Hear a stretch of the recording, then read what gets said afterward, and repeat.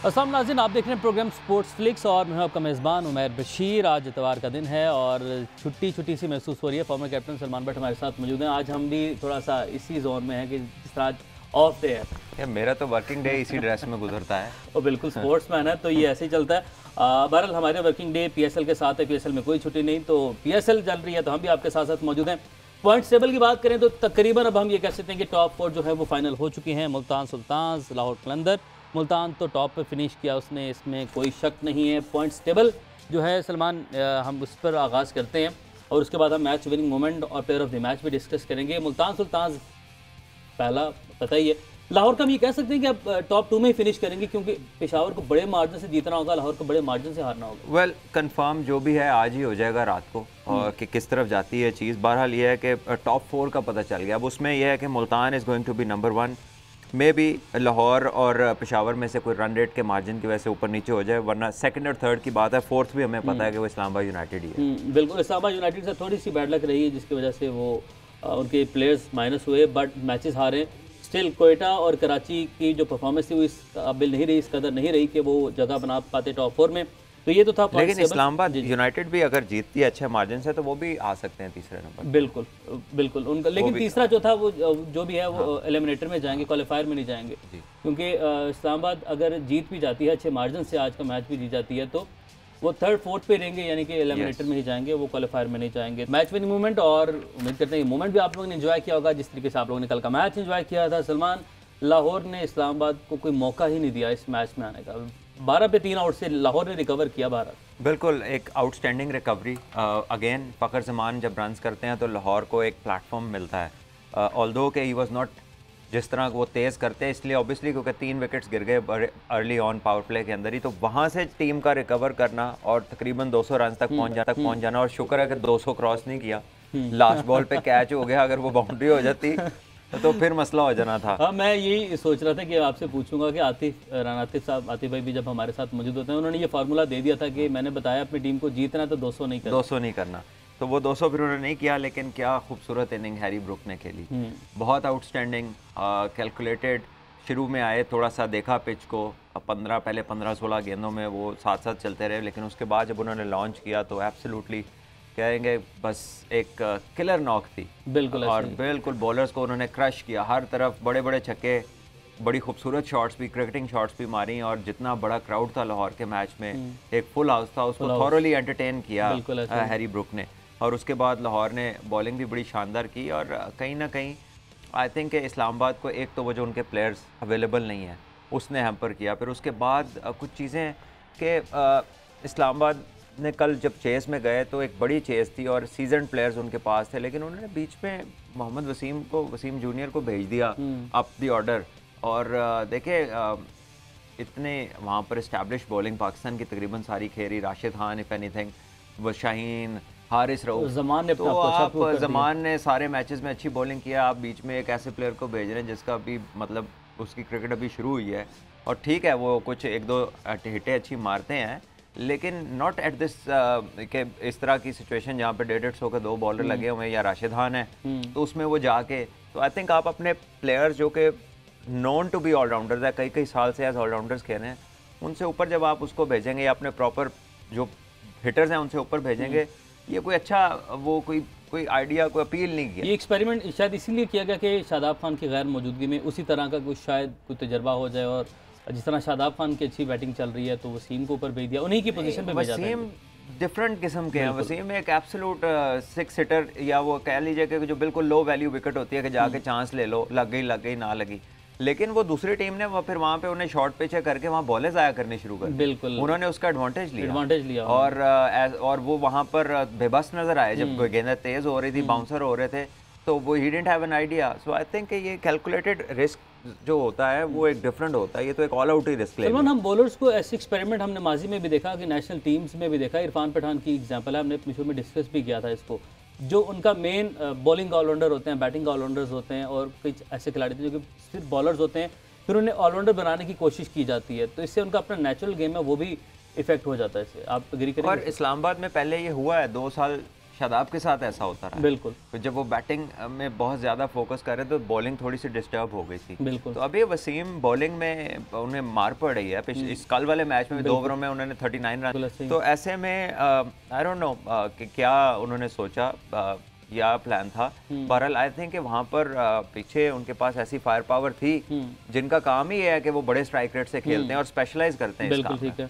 तो Harry Brook की batting से हम आगाज़ करते हैं अपनी जो बाकी पोस्टमार्टम वाले जो हमारा सिलसिला होता है कि हैरी ब्रूक की कल जो बैटिंग थी, इनिंग थी, बड़ी शानदार इनिंग थी और इसलिए इनिंग इतनी अच्छी थी कि उनके 12 रन पर 3 खिलाड़ी आउट हो चुके थे। वहाँ से आए, रिकवर किया, टीम को 200 तक लेके गए और कम उम्र तरीन सेंचुरियन बन गए, सेंचुरी मेकर बन गया। कमाल इनिंग सलमान सबने एंजॉय किया। 97 पर जब वो थे तभी उन्होंने एक बड़ी शॉट खेल के सेंचुरी की और उन्होंने अलबन इसके बाद में ये भी कहा था कि 97 के बाद में स्लो होने की बजाय बेहतर है कि चौका या छक्का मार के सेंचुरी करूं। बिल्कुल, पर्सनल माइलस्टोन के लिए मैं क्यों टीम का नुकसान करूं। बिल्कुल, उन्होंने बड़ा पॉजिटिवली अपनी इस बात को मेंशन किया था क्योंकि उनसे पूछा ये गया था कि आपने सोचा नहीं कि 3 सिंगलें आप कर लेते, आपकी सेंचुरी है। तो उन्होंने कहा नहीं, वाई नॉट, इसको मैं चौके या छक्के से क्यों ना करूं। सो एट द क्रीज अगर बैट्समैन इतने अच्छे फ्रेम ऑफ माइंड में इतना अच्छा बॉल देख रहा है, स्ट्राइकिंग हो रही है, तो वाकई आप अपने आप को डिफेंसिव गियर में क्यों लेके जाएंगे, आप पिछला स्टेप क्यों लेंगे, आप क्यों बॉलर को ऊपर चढ़ने का या उसको क्यों ऐसी ऑपोजिशन को स्पेस देंगे जहाँ पे वो थोड़ा सा भी रिकवर करे। तो वेरी राइट एटीट्यूड और बहुत खूबसूरत इनिंग, चारों तरफ खेला, बड़े शॉट्स भी खेले, अलॉन्ग द कार्पेट भी खेले, गैप्स भी पिक किए। सो बहुत काबिल तारीफ नॉक थी हैरी ब्रूक की। और टेक्निकली आपको कितने साउंड दिखाई दिए हैरी ब्रूक? देखिए, टेक्निकली इज डिसेंट। टेक्निक का अंदाजा आप T20 में नहीं इतना लगा सकते। यहाँ पर ना बॉलर की कोई मदद मिल रही होती है, ना कोई अटैकिंग कैचिंग पोजीशंस होती हैं, ऑड फील्डिंग्स लिए होती हैं। 3 बॉलर के बॉल डॉट गुजर जाए तो वो खुद एक्सपेक्ट कर रहा होता है कभी चौका पड़ा, अभी छक्का पड़ा, तो वो खुद कोई ना कोई वैरायटी मार के वो खुद रन खा लेता है। सो इसमें एंटिसिपेशन जो है ना वो बड़ी देखने वाली है कि आप परसीव क्या कर रहे हैं फील्डिंग के मुताबिक, क्योंकि ब्लफ भी चल रहा होता है, बॉलिंग डिफरेंट पैटर्न्स पे हो रही होती है। लेकिन टेक्निकली अगर आप बात करें तो ये वो ऐसा फॉर्मेट नहीं है जो आपकी टेक्निकल स्किल्स को टेस्टिफाई कर सके। उसके लिए फिर आप T20 में लेकिन एक अच्छा एक फाइन है ये। ऑब्वियसली स्ट्राइकिंग की बात करें और उनके जैसे मैंने उनकी बैटिंग की काफ़ी तारीफ की है कि थ्रू द गैप्स भी खेले हैं, सीधा भी खेले हैं, ऑन पे भी खेले हैं, हर तरफ खेले हैं। लेकिन जो एक टेक्निक की जब हम बात करते हैं ना कि जो ओवरऑल टेक्निक है कि आपकी डिफेंसिव स्किल्स कैसी हैं या आप हाई पेस स्विंगिंग बॉल ये वाली चीज़ें, वो चीज़ें आप T20 क्रिकेट से रिलेट नहीं कर सकते। ठीक है। और हम ये भी यहाँ भी कह सकते हैं कि टिम डेविड की कमी अब लाहौर को महसूस नहीं, अपना जो काम था, जो एक गैप था, उसको इन्होंने बड़े बखूबी उसको फिल कर दिया।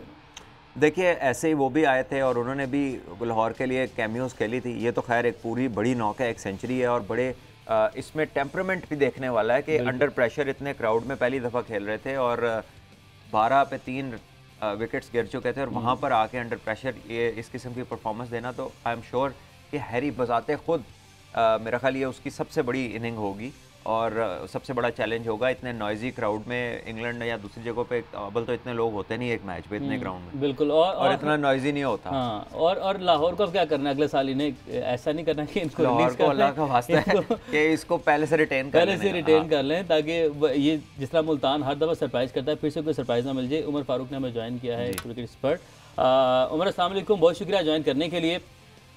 कल का मैच, अमेजिंग क्राउड और लाहौर में जब से मुकाबले आए हैं क्राउड हम हाउसफुल ही देख रहे हैं। आप भी वहाँ पर स्टेडियम में मौजूद होते हैं, कैसा एटमॉस्फेयर देख रहे हैं? फिर मैच के हवाले से कुछ टेक्निकल को बातें करेंगे आपसे। Thank you man for having me. बिल्कुल, लाहौर में जो क्राउड है, एक तो 2 साल से क्रिकेट यहाँ पे नहीं हो पा रही थी, हमेशा कोई ना कोई इशू हो रहा था। कभी कोविड की वजह से कराची से मूव कर दिए जाते थे गेम, कभी अबू धाबी चला जाता था। तो अभी बेसिकली लाहौर हमें पता है एक रेपुटेशन के साथ चल रही है। लाहौर काफ़ी पॉपुलर फ्रेंचाइज है, लेकिन उनकी जो जीत की शरह है वो बहुत कम रही है पिछले 5-6 सालों में। तो इस बार जो सिचुएशन थी लाहौर कलंदर्स की, वो आई थिंक बड़ा अच्छा खेलते हुए आ रहे थे, उनके नंबर ऑफ विन्स काफ़ी ज़्यादा थे और लाहौर को आई थिंक यही चीज़ चाहिए थी।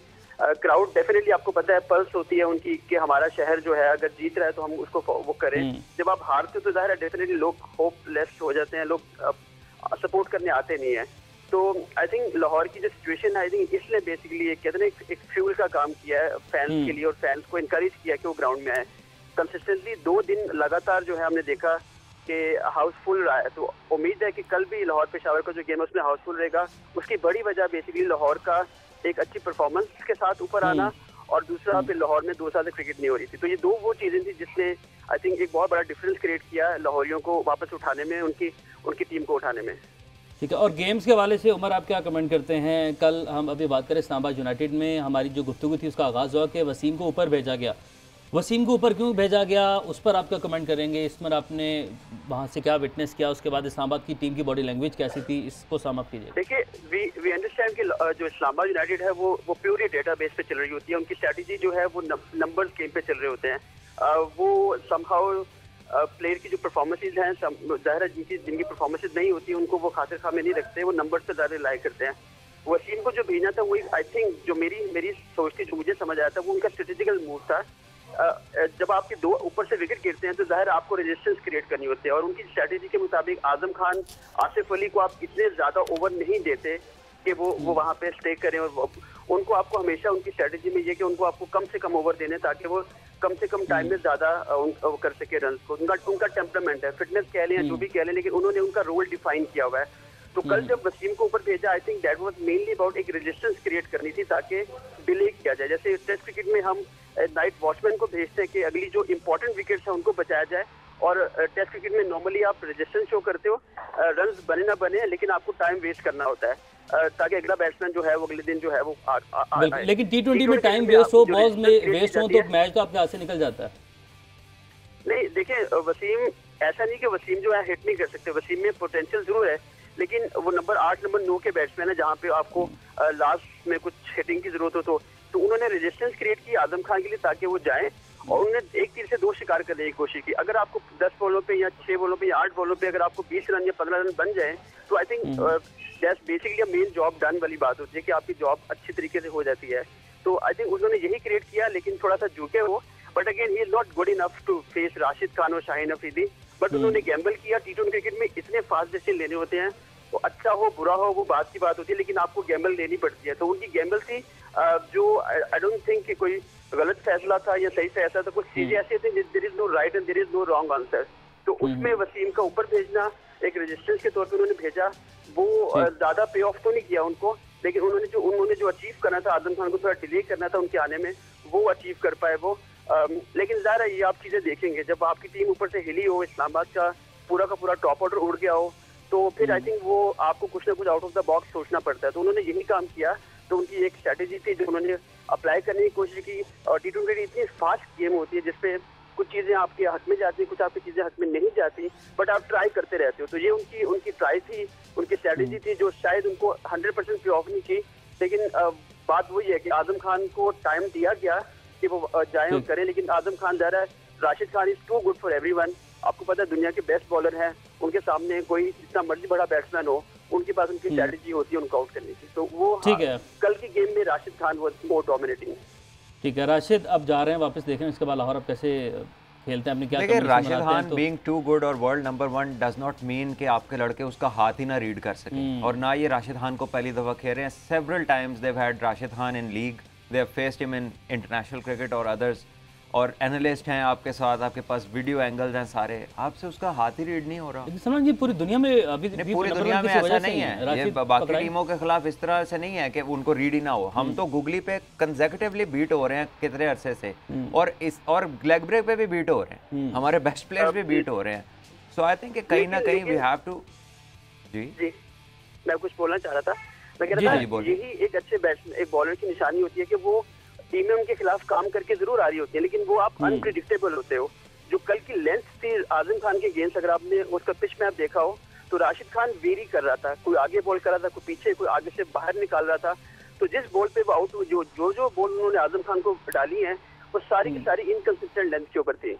तो आई थिंक वही चीज वो काम करके आए हुए थे उनके। लेकिन एक अच्छे बॉलर का दुनिया में नंबर 1 होने का मकसद बेसिकली होता है कि आपके पास काउंटर अटैक होता है हर बैट्समैन का। आप माइंड रीड कर रहे होते हो बैट्समैन के और उनसे आगे सोच रहे होते हो। तो राशिद का नंबर 1 होना नंबर की वजह से तो है कि उनके विकेट्स काफी ज्यादा है, मैच विनिंग परफॉर्मेंसेस काफी ज्यादा है। उनका नंबर 1 होने की वजह सबसे बड़ी ये भी है कि वो बैट्समैन के माइंड से आगे जाके सोच रहे होते हैं। तो कल आजम खान को जिस तरह उन्होंने पकड़ा है, आई थिंक ये उनके बेस्ट होने की निशानी है। उमर यहाँ पे आएगी सलमान का पॉइंट सवालिया निशान है ना फिर उन लोगों के लिए जो कहते हैं कि जी दुनिया में स्पिनर्स के against best strike rate is not good enough. Firstly spinner को खेलने के लिए you need to be able to pick the hand, और ये बाकी जितनी स्टोरी है ये उसके बाद की बात है। और वेरिएशन जो है वो तो दुनिया का हर बॉलर करता है, और जितना जो अच्छा होता है उसका उतना कंट्रोल वेरिएशन पे ज्यादा होता है। You are not up against a machine के जी लेंथ वेरी हो गई, लाइन वेरी हो गई तो हुन मैं की करा, you know that's not the way कि इंटरनेशनल बैट्समैन अप्रोच करे। और आप पाकिस्तान के प्लेयर हैं जिसने पाकिस्तान के पास स्पिनर्स को खेलने वाले प्लेयर्स की रिच हिस्ट्री है, जो ट्रेडिशनली लेग स्पिनर्स को अच्छा खेलते हैं क्योंकि दुनिया के बेहतरीन लेग स्पिनर इस रीजन से बने हैं। तो उस ऐसे में शादाब खान लेग स्पिनर है, उस्मान कादिर लेग स्पिनर है, जाहिद लेग स्पिनर है, 3 लेग स्पिनर्स को जब आप खेल रहे हैं and if you are not able to pick a googly, तो I think there is a question mark on how you approach playing spin bowling. Azam की विकेट को आप कैसे देखते हैं? सिर्फ आजम की बात नहीं कर रहा, मैं सिर्फ आजम के ऊपर आ रहा हूं कि आजम की विकेट को अगर हम देखें तो आजम का जो जिस्म है, उनकी जो बॉडी है वो कहीं पर है, उनका फेस कहीं पर है, उनका बैट कहीं और है। देखिए वो तो उसकी जो फिटनेस है वो तो सबके सामने है, he needs to work hard at it, he has a very very good you know strong base, बड़ी हिटिंग एबिलिटी है, जान बहुत ज़्यादा शॉट में, टैलेंट है बड़ी हिट मारने का, टाइम है बैटिंग में, बट फिटनेस उसको हैम्पर करेगी। अब जो राशिद का फ़र्क है बाकी बॉलरों से, is quicker through the air.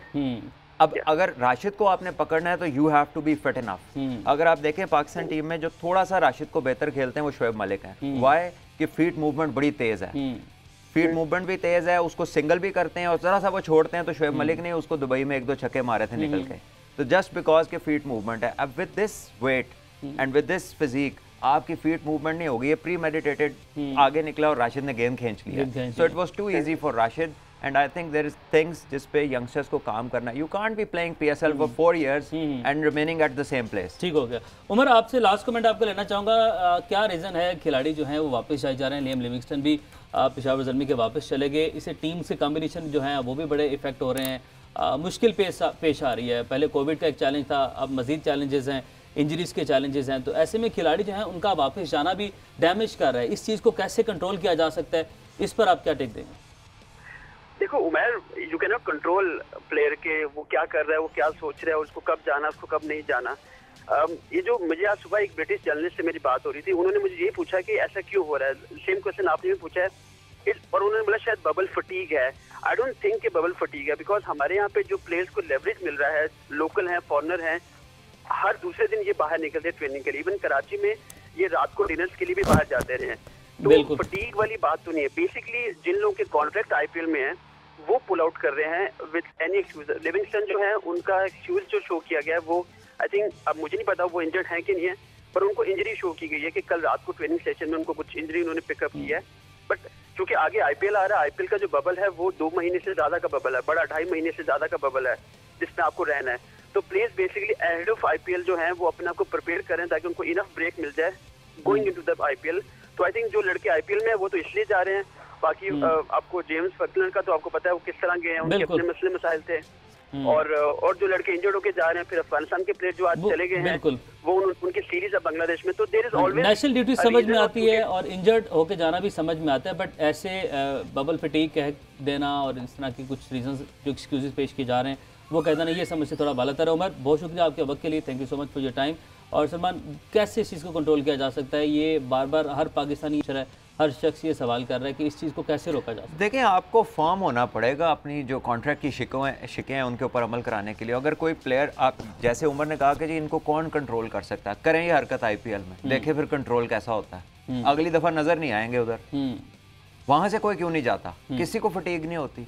उधर 2 महीने का उधर तो तब आईपीएल के मैच हो रहे थे जब दिन में 20-20 हज़ार बंदा डेथ हो रही थी। बिल्कुल ऐसे ही, ठीक है। वो तो क्योंकि उनकी इतनी ज़्यादा पब्लिक है, आबादी इतनी ज़्यादा है, नेचुरली वहाँ पर ज़्यादा बड़ा डिजास्टर था क्योंकि नंबर ऑफ पीपल ज़्यादा है, तो रेशो चाहे वो भी हो लेकिन it's a huge number. But even then वहाँ पर कोई बंदा सोच भी नहीं सकता because they implement their laws.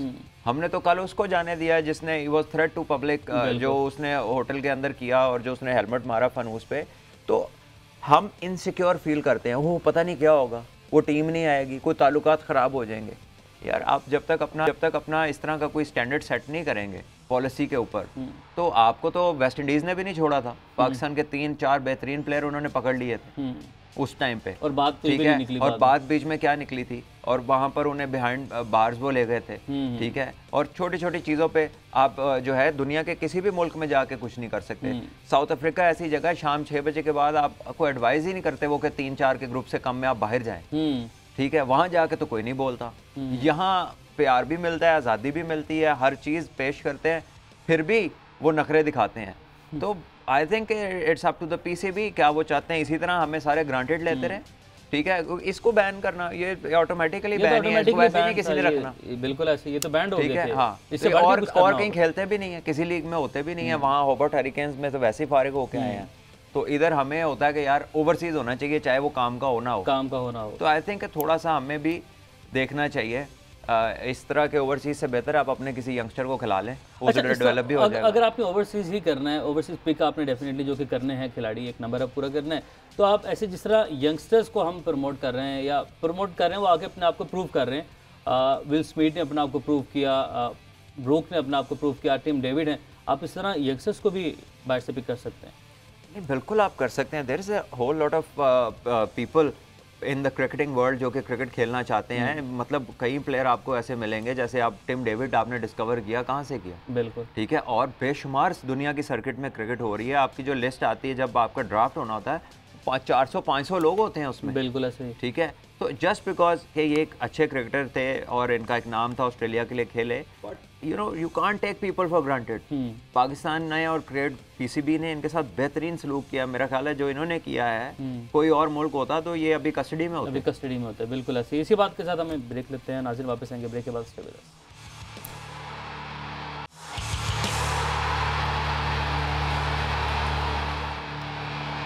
देखिए आप खुश आमदीद कहेंगे और लाहौर वर्सेस इस्लामाबाद में गुफ्तगू जो है वो जारी है और मिर्ज़ा इकबाल बेग साहब ने भी हमें ज्वाइन किया है। इकबाल बेग से बात करने से पहले सलमान, आप कुछ देख रहे थे इस्लामाबाद की जो बैटिंग लाइनअप है कि ज़्यादा देर ठहरने वाला विकेट पर एक भी बल्लेबाज उनके मिडिल ऑर्डर में नहीं है। मुझे समझ नहीं आ रही, शायद उमर फारूक की बात उनसे हुई हो, क्योंकि वो इतनी एब्सोल्यूट क्लैरिटी के साथ एक्सप्लेनेशन दे रहे थे इस पे कि जैसे शायद कोई जो स्ट्रेटेजी वाइज जो उन्होंने जो भी उनका प्लान है, देखिए प्लान्स बनते हैं और प्लान बन के आपको पता चलता है कि प्लान कभी दोबारा लगाना है या नहीं लगाना, कामयाबी है या नहीं है। सो जो वो प्लान बना रहे थे, आई थिंक वो एक लो परसेंटेज चांस ही था कि ये किक फायर करे, because when you have Azam Khan, when you have Asif Ali, जब आपके पास दानिश अजीज हैं, फ़हीम अशरफ हैं, लियाम डॉसन है, तो आप मतलब कितने ओवर इन 5-6 को देंगे? ये तो 3-3 भी खेले तो 15 हो जाते हैं। बिल्कुल ऐसे ही है। ठीक है, तो मेरा नहीं ख्याल कि ये कोई इतना टैक्टिकली बड़ा इसमें को तीर चलाया उन्होंने। मेरा ख्याल है कि बैकफायर ज़्यादा की चीज़, बिकॉज जिस टाइम पे वो आए वहाँ पर 14 बॉलें उनकी हुई और वो हम सब ने देखी कि वो किस तरह की बॉलें थी, और उससे एक तो रन रेट ऊपर चला जाता है और दूसरा ऑब्वियसली उस बैट्समैन से वो वाली आउटपुट नहीं मिल रही होती और बॉलर को बड़ा ब्रीदिंग स्पेस मिल जाता है, ऑपोजिशन को ब्रीदिंग स्पेस मिल जाता है। बहरहाल एक्सपेरिमेंट किया उन्होंने, अच्छी बात यह है कि एक्सपेरिमेंट करते हैं, जो उनके जहन में आता है दे ट्राई इट आउट, तो दे विल नो कि नेक्स्ट टाइम इसको रिपीट करना है कि नहीं। ठीक हो गया। अच्छा, इकबाल भाई हमारे साथ मौजूद हैं, उनकी जानिब बढ़ते हैं। इकबाल भाई, इस्लामाबाद हार गई, उनकी कम्बिनेशन के ऊपर बात चल रही है हमारी इस वक्त। कम्बिनेशन जो उन्होंने बनाया, इसमें कहीं ना कहीं उनको बैड लक एडवांटेज दिया जा सकता है कि बैड लक भी रही उनके साथ, उनकी सारी जो टीम है या तो वो छोड़कर चले गए टीम को या तो इंजरी का शिकार हो गए, तो आपकी टेक?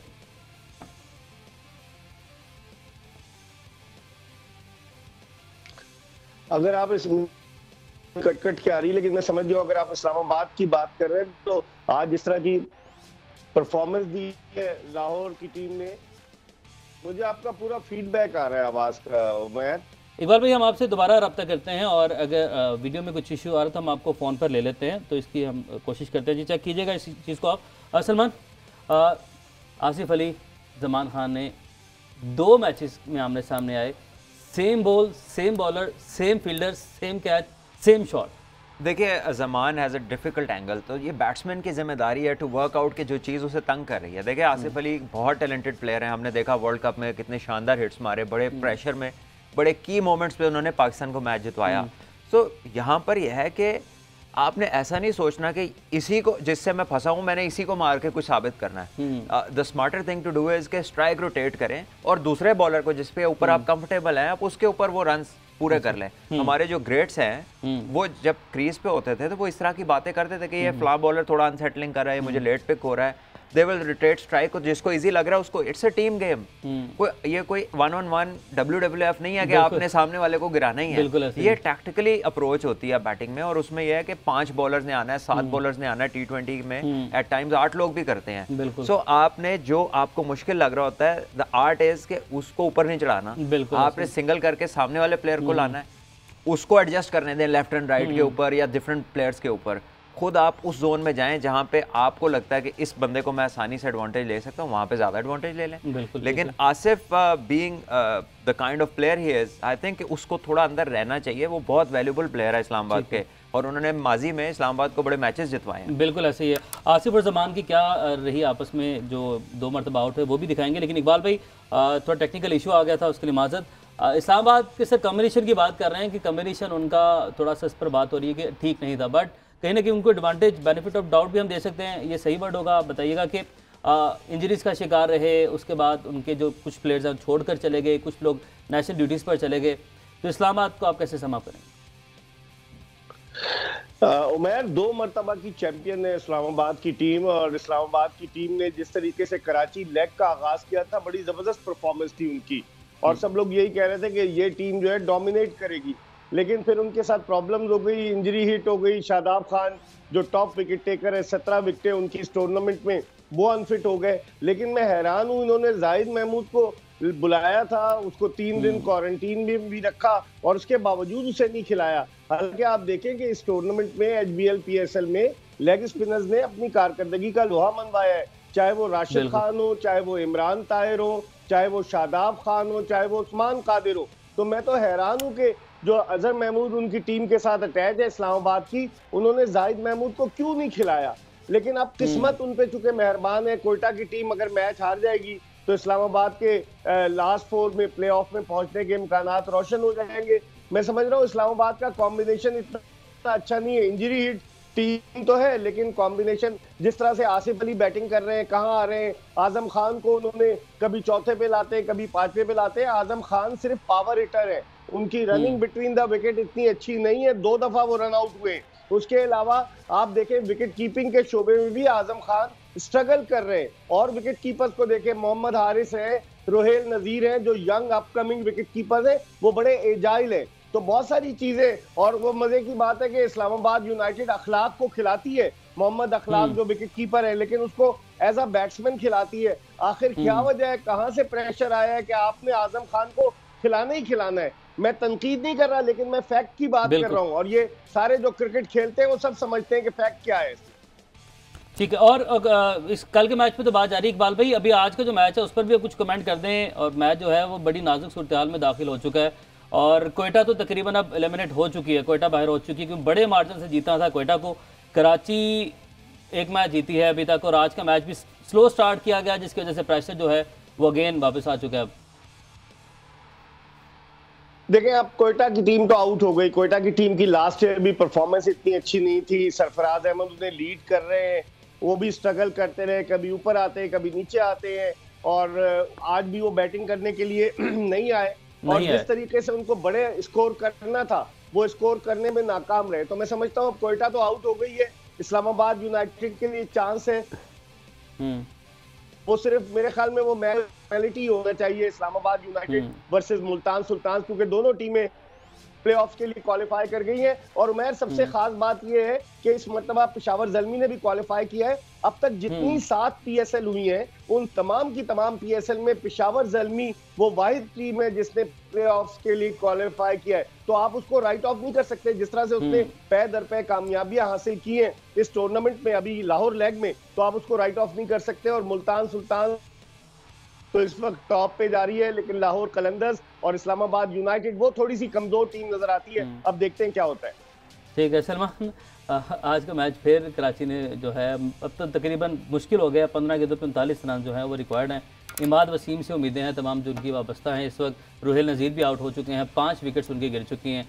स्लो स्टार्ट था अगेन, ये कह सकते हैं हम। आई थिंक कि जब आपके ओपनिंग बैट्समैन 10 ओवर तक क्रीज पे मौजूद हैं और 170 की चेस, 170 से कम की चेस में अगर आपका रिक्वायर्ड रन रेट जो है वो ज़्यादा हो और आपका जो नेट रन, वो जो आपका करंट रन रेट है वो कम हो, तो फिर आपके ओपनर्स 10 ओवर में उन्होंने क्या फ़ायदा उठाया? और मैं हैरान हूँ कि शर्जील अगर मैच खेल रहे हैं तो वो पावर प्ले में नहीं आ रहे और कोई और पावर प्ले में या बाबर के साथ कोई और पावर प्ले में आ रहा है, तो आयरलैंड की ये क्या टैक्टिक है? क्योंकि Sharjeel if anything he can't run, वो फिजिकल ऐसी उनकी कंडीशन नहीं है कि वो तेज धक्के लेंगे या कोई छोटी सिंगलें करेंगे। He is there to hit and the best place for him is the power play. तो समझ नहीं आ रही कि टैक्टिकली ये क्या करना चाह रहे हैं। दोनों ओपनर खेल रहे हैं, 10-11 ओवर तक खेलते रहे हैं और रिक्वायर्ड रन रेट ज़्यादा है और 167 सारा चेज करना है। बिल्कुल सो दैट ये खुद रिफ्लेक्ट करता है कि जो चीज़ रिक्वायर्ड है वो हो नहीं रही, जो ज़रूरत है टीम को वो वैसा किया नहीं जा रहा। और जहाँ तक इन्होंने अभी इकबाल भाई ने बात की आसिफ अली की, आज़म की, इसी तरह फ़हीम अशरफ है, दानिश अजीज है, यार ये सारे पाकिस्तान के प्लेयर हैं। अगर इनके ऊपर आप मोहम्मद वसीम को भेज रहे हैं बैटिंग के लिए, तो आप मोहम्मद वसीम को और पाकिस्तान क्रिकेट को क्या मैसेज दे रहे हैं? ये सारे रिसेंट पाकिस्तान के प्लेयर हैं, 3-3, 2-2 साल से टीम के साथ घूम रहे हैं। तो ये इसने भी नहीं 15 ओवर भी ये 4 बंदे मिलकर नहीं खेल सकते कि वसीम को इनसे ऊपर आना पड़ा। और उसकी जस्टिफिकेशंस ऐसी हमें आ रही हैं कि जी लो वैल्यू विकेट है, जी रिस्ट्रिक्शन है, जी नाइट वॉचमैन है, जी ये है। और नाइट मैच में नाइट वॉचमैन नई चीज़ ही निकाल दी है, कमाल ही हो गया। चलें, अच्छा एक और चीज़ मैं अपने नाज़रीन को दिखाना चाहूँगा कि किस तरीके से आउट किया है ज़मान खान ने आसिफ अली को। जब ये दोनों पहले मैच में आमने सामने आए तो same bowler, same fielder, same जगह, सेम, और ये लगा कि उसी का रिकैप चला दिया, बट वो अवे था, अवे किट थी, किट का डिफरेंस था। बट अगर आप उसको इसी किट में लाहौर के अंदर खेलता तो ऐसा लगता है कि रिप्ले चला गया। तो किस तरीके से ज़मान खान ने आसिफ अली को 2 मरतबा आउट किया। उमैर, आसिफ अली 20 गेंदें खेले T20 वर्ल्ड कप में और हीरो बन गए। जिस तरह से उन्होंने अफगानिस्तान के खिलाफ कारकर्दगी दिखाई, फिर उसके बाद जब बांग्लादेश गए तो उनको आराम करा दिया गया। एक आदमी जो 20 गेंदें खेला है T20 वर्ल्ड कप में, आप उसे बांग्लादेश में आकर आराम करा रहे हैं।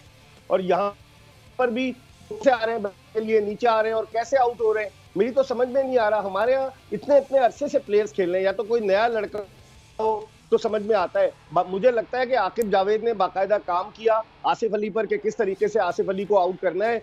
और आसिफ अली भी खुद बुझे नजर आए इस पूरी PSL में। आप देखें ज्यादातर ओपनर्स जो है वो रन स्कोर कर रहे हैं। अगर आप इस PSL में देखें, चाहे फखर जमान हो, शान मसूद हो, मोहम्मद रिजवान हो, बाबर आजम हो, सारे जो ओपनर्स हैं वो रन स्कोर कर रहे हैं। आसिफ अली जब आते हैं तो वो बिल्कुल ही जिस तरीके से 1-2 छक्के लगाए, चौके लगाए, आउट हो जाते हैं। प्रेशर है, मुझे लगता है उन पे बहुत ज्यादा प्रेशर है। कप्तान बनने के बाद तो और ज्यादा प्रेशर में इजाफा हो गया है। लेकिन एक बार भी खिलाड़ी तो वही है बड़ा जो प्रेशर को बर्दाश्त कर पाए। और खिलाड़ी सलमान अगर प्रेशर ही ना बर्दाश्त कर पाए तो फिर आपका रोल फिनिशर क्या है? और आपको ये फिनिशर का रोल वही होता है जो प्रेशर ना ले अपने ऊपर। देखिए, उसने प्रेशर में ही वर्ल्ड कप में छक्के मारे थे, प्रेशर में ही मैच जितवाए थे। लेकिन बात यह है कि आपने अपनी जो स्किल है उसको आगे भी तो ले जाना है, अपने एक्सीड भी तो करना है कि सारी उम्र आपका तारुफ यही रहेगा कि यार ये बस आखिरी 3-4 ओवर हों तो फिर इससे कुछ करवा लें। देखिए, टीम के आप कप्तान हैं, आप उसमें सीनियर मोस्ट पोजीशन है आपकी। अगर आपके 2-3 जल्दी आउट हो गए हैं तो आप क्या पावर प्ले में हिट नहीं मार सकते?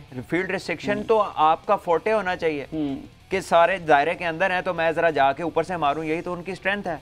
तो मुझे ये समझ नहीं आता कि हम अपने प्लेयर्स को खुद लिमिट करते हैं या वो अपने इर्द गिर्द बाउंड्रीज लगा लेते हैं। बिकॉज T20 के अंदर तो इनको फुल लाइसेंस है, तो आप क्यों इंतजार करते हैं कि जब एवरेज और गेंद जो है वो रह जाएंगे, आखिरी 18 बॉलों में ही 50 चाहिए होगा तो आप कुछ कर सकते हैं। उससे पहले जो बेशतर मैच का हिस्सा है, इसका मतलब है कि फिनिश का क्रेडिट जो है फिर वो मैच विनिंग तो नहीं होना चाहिए, क्योंकि अगर मैच सेट ना हो तो आप तो कुछ कर ही नहीं सकते। तो आई थिंक कि ये माइंडसेट डेवलप करने की जरूरत है। He finish the games under pressure, but यहाँ पर उसे ऊपर बैटिंग करनी चाहिए, इज गुड इनफ। अच्छा इकबाल भाई, अब इस रोल की हम बात कर रहे हैं जिस रोल पे ये आसिफ अली जो नेशनल टीम में खेल रहे हैं, क्योंकि हमारा सारा फोकस अब T20 वर्ल्ड कप है। ये PSL जो है ये एक हमारा कौमी इवेंट है, ये अल्हम्दुलिल्लाह बड़ी कामयाबी से जारी है, अल्लाह इसको मज़ीद रौनकें बख्शे। अब T20 वर्ल्ड कप है, ऑस्ट्रेलिया में है, तो अब खुशदिल शाह हैं बड़ा ज़बरदस्त पर, और दोनों खिलाड़ियों का रोल थोड़ा सिमिलर है। खुशदिल का एडवांटेज यह है कि वो विकेट्स भी ले रहे हैं, वो बॉलिंग भी कर रहे हैं, फील्डिंग में भी छाए हुए हैं। तो किसको खिलाया जाएगा, किसको रोल मिलना चाहिए और किस तरीके से अब हमें आगे बढ़ना होगा? देखिए उमैर, सबसे जो लम्हे फिक्रिया है हमारे लिए वो ये है कि इस PSL में सारे ही बॉलर्स आगे आए हैं, यंग जो है। कोई भी ऐसा यंग बैट्समैन हमें सामने नहीं आया सिवाय मोहम्मद हारिस जो विकेट कीपर हैं, जिन्होंने जो बड़ी उम्दा इनिंग्स खेली है। उनके अलावा आप देखें हमें कोई यंगस्टर ऐसा नजर नहीं आया कि जो बैटिंग के जौहर दिखाए। ज्यादातर हमें बॉलर्स नजर आए। तो ऑस्ट्रेलिया में वर्ल्ड कप है और ऑस्ट्रेलिया की बाउंसी विकेट्स है, गद्दाफी स्टेडियम, लाहौर की तरह की विकेट्स नहीं मिलेंगी ऑस्ट्रेलिया में। तो ऑस्ट्रेलिया में हमारे बैट्समैनों की सलाहियतों का इम्तिहान होगा। Fakhar Zaman as an opener run score कर रहे हैं, क्या ऑस्ट्रेलिया में वो इनिंग्स ओपन करेंगे? बाबर आजम जिस तरह से शीट एंकर का रोल प्ले करते हैं, तो क्या वन डाउन जो हमारे लैपटॉप चीफ सेलेक्टर हैं, जो माशाल्लाह 12 लाख रुपए माहाना ले रहे हैं, उनको ये सोचना होगा ना कि क्या प्लानिंग करनी है। वो तो अपनी नौकरी बचाने में लगे हुए। ठीक है इकबाल भाई, बहुत शुक्रिया आपके वक्त के लिए। आपकी शमूलियत हमेशा हमारे शो को मजीद रंग जो है वो बख्शती है, मजाती है। सलमान, बातचीत तो जारी है इस हवाले से, लेकिन अभी जो आज का मैच है वो भी हम देख रहे हैं कि वो निकल गया हाथ से और कैच भी निकल गया। 8 पे 28 अब रह गया, तो कराची अपनी गलतियों से हार गया। हम एक फुटेज दिखाते हैं जी। बीइंग US एक्सचेंज उलमना इसका पार्ट होम इस नेटवर्क का, तो मैंने देखा कल लाहौर को एक और शख्स थे जो कि सपोर्ट कर रहे थे, काउंसलर जनरल लाहौर विलियम के मैकेनाइल। तो उनकी जानिब से भी लाहौर की जो फ़खर जमान का छक्का था उसे सेलिब्रेट किया गया। उसके बाद उन्होंने पुशअप्स वहाँ पे किए, तो किस तरीके से वो सेलिब्रेट कर रहे थे तो ये भी सेलिब्रेट कर रहे हैं जी। और सलमान, मैं बताता हूँ कि US एक्सचेंज उलमना का मैं भी जो है वो इनका नेटवर्क का हिस्सा हूँ, तो मेरे लिए भी एक प्राउड मोमेंट है और ये फ़ख्र की बात थी कि मैं इस नेटवर्क के साथ जो है कनेक्टेड हूँ। अच्छा, मैंने समझा शायद इसलिए प्राउड है कि उन्होंने इकट्ठे काफ़ी सारे पुशअप्स देखें, वो ये भी फिटनेस का राज है और बहरहाल एंजॉय कर रहे हैं। मेरे लिए ये भी खुशी की बात है, ये भी फ़ख्र की बात है कि किस तरीके से वो हमारे गेम को, हमारी लीग को एंजॉय कर रहे हैं। और फ़ख्र जमान के ज़ाहिर है वो फिर फ़ैन हो गए कि फ़ख्र के छक्के को शर्ट भी 01 नंबर की पहनी है। तो बहरहाल ये तो था कि फ़ैन जो हैं उनकी बात कर लेते हैं कि फ़ैन्स के कुछ पोस्टर हैं वो भी चलाते हैं कि फ़ैन्स ने भी बड़ा एंजॉय किया कल के मैच को। और फैंस की बड़ी तादाद जो है वो तो जा रही है, हाउसफुल आ रहा है। कल लिखा उन्होंने कि एक ही दिल है कितनी बार लाहौरिया जीतो, तो लाहौरिया भी बड़ी तादाद में पहुंच रहे हैं और डिफरेंट बैनर्स जो हैं वो लेकर जा रहे हैं। तो लाहौरिया के जो बैनर्स हैं, जो फैन मूवमेंट है वो चलाते हैं जी। सलमान, ये देखें जी, dear cameraman, I am your biggest fan और may your child live long. देखिए जी, उसके बच्चों को दुआएं दे रहे हैं, बोला तेरे बच्चे जीन कैमरा इधर मार हैं जी। ये जी चक्कों पे एक अमाउंट है जो निकलती है, उसको बैंकरप्सी का इन्होंने बना दिया। इनोवेशन है और मीम्स है और इस चीज़ में जो हमारे जो पाकिस्तानी टैलेंट है ना उसको कोई बीट नहीं कर सकता। और हम मीम्स, जो जेम्स फॉल्कन ने जब गए हैं तो उस पर भी मीम्स बनना शुरू हो गई। तो हमारे इस टैलेंट को पूरी दुनिया में, मैं तो ये दावे से कर सकता हूँ कि कोई इसको बीट नहीं कर सकता। बहरहाल आज को जो मैच है वो इस वक्त जो पहला मैच जो ख़त्म हो चुका है, ख़त्म होने के तकरीबन करीब है और कराची एक और मैच कराची हार गया। 10 मैचेस में से सिर्फ एक जो है वो जीत उन्हें नसीब हुई, वो भी लाहौर के अगेंस्ट वो मैच जीत सके। 7 पे 28 रह गया है और अब कुछ नहीं बाकी बचा। कराची को इस सीज़न में, अगले सीज़न में वापस आना होगा, नए सिरे से देखना होगा, बैठना होगा, सोचना होगा। तो अब दूसरा मैच है आज का और दूसरा मैच भी अब हम यही कह सकते हैं कि सलमान वो तो बरानामी एक मैच हो गया, गेम होगी और डेड रबर है। कोयटा वर्सेस कराची आमने सामने जो से है, बल्कि मुल्तान और इस्लामाबाद अब आमने सामने आएंगी। तो फैंस के साथ अनस मौजूद हैं, उनकी जानिब बढ़ते हैं और अनस से बात करते हैं। जी अनस।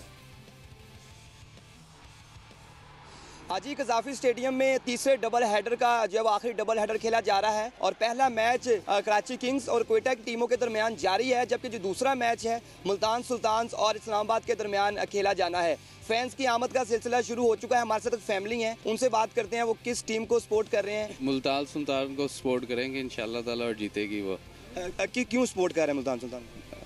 है तो वैसे लाहौर के, लेकिन जो मैच देखने हैं इसलिए मुल्तान ज़रा फेवरेट टीम है तो इसलिए उसे सपोर्ट कर रहे हैं। वैसे लाहौर के अंदर बड़ी ज़बरदस्त परफॉर्मेंस है, तो लाहौर के मैचेस में लाहौर को कर रहे हैं कि उसमें भी नहीं? कब तो इंशाल्लाह लाहौर ही जीतेगा इंशाल्लाह। आप क्या कहेंगे आज के मैच के बारे में? किस टीम को सपोर्ट कर रही हैं, मुल्तान सुल्तान को या इस्लामाबाद को? इस्लामाबाद को सपोर्ट कर रही हूँ और इंशाल्लाह वही जीतेगी। आप किस टीम को सपोर्ट कर रहे हो? इस्लामाबाद।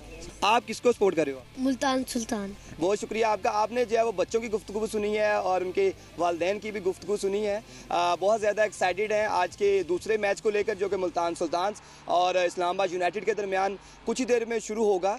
और मुल्तान सुल्तान जो है वो पहले ही जो है वो टूर्नामेंट में आगे जा चुकी है, जबकि इस्लामाबाद यूनाइटेड फैंस के साथ मौजूद थे और फैंस से बातचीत करते हैं। रोज़ फैंस को कुछ 2-4 वो वहाँ से पकड़ लेते हैं, उनसे बातचीत करते हैं और बाज़ वक़्त बड़े मज़े के अच्छे फैंस जो हैं वो भी सामने आते हैं। छोटे बच्चे बड़ी तादाद में आ रहे हैं, तो मैं अच्छी चीज़ें हमें तो देख के एज अ फ़ैन अच्छी लगती हैं। एज अ प्लेयर ये कैसी फीलिंग होती है? देखें, ये बड़ी ज़बरदस्त फीलिंग होती है। इतना प्यार, इतना रिस्पेक्ट जब आपको मिलती है। ऑब्वियसली एक तो आप बहुत बड़े परफॉर्मर हैं और आपकी कदर की जा रही है। फिर जिस तरह से माहौल में हमें नज़र आए डिफरेंट ओकेजन्स के ऊपर, एक तो मैच के दौरान है और मैच से हट के जो विजुअल्स आए जहाँ पर टीम डिनर चल रहा है या टीम की कोई और एक्टिविटी हो रही है, तो बहुत घुले मिले, बिल्कुल just like a family players के साथ नजर आए और डेफिनेटली यंग प्लेयर्स के साथ बहुत नजर आए, तो कहीं ना कहीं वो बहुत सारी चीज़ें यंगस्टर्स को हेल्प मिल रही होगी, ऐसी बातें सुनने को मिल रही होंगी जो इतना एक्सपीरियंस या वर्ल्ड नंबर 1 प्लेयर आपको बता सकता है। अच्छा, लाहौर की खूबी यही है, लाहौर कलंदर्स की टीम की मैं बात कर रहा हूँ कि बाकी टीम जब हारती हैं तो बिखरी बिखरी दिखाई देती हैं, लेकिन लाहौर की टीम बहुत हारी है,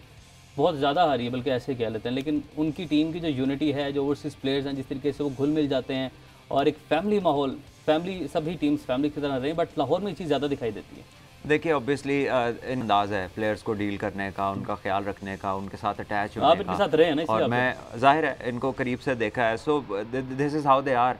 और वो प्लेयर्स भी फिर फील करने लग जाते हैं। अब देखें जैसे डेविड वीज़े है, वो तो मेरा ख्याल है उसको वीज़े को पाकिस्तान के लिए अब वीज़े की ज़रूरत नहीं रहेगी जितना वो पक्के कलंदर हो चुके हैं और जितना उसको ख्याल किया जाता है। इसी तरह राशिद भी डेफिनेटली जो है वो उनके दिल के बहुत करीब हैं, बड़े उनको रिस्पेक्ट मिलती है। और देखें एक प्लेयर जो है ना, अगर परफॉर्मर है तो आपको वैसे भी रिस्पेक्ट मिलती है, बट जिस तरह ये राशिद के साथ किया इन्होंने, ऑब्वियसली दिस इज समथिंग जो हमने पहले कहीं पर ऐसा नहीं देखा। बिल्कुल ऐसे ही। सो आई थिंक एक स्पेशल रिगार्ड है उनके लिए। अच्छा था जी ठीक है जी, इसके साथ ही हमारा जो आज का प्रोग्राम है वो अपने इख्तिताम को पहुंचा। आपसे नाज़रीन कल मुलाकात होगी, अपना बहुत सारा ख्याल रखें। अल्लाह।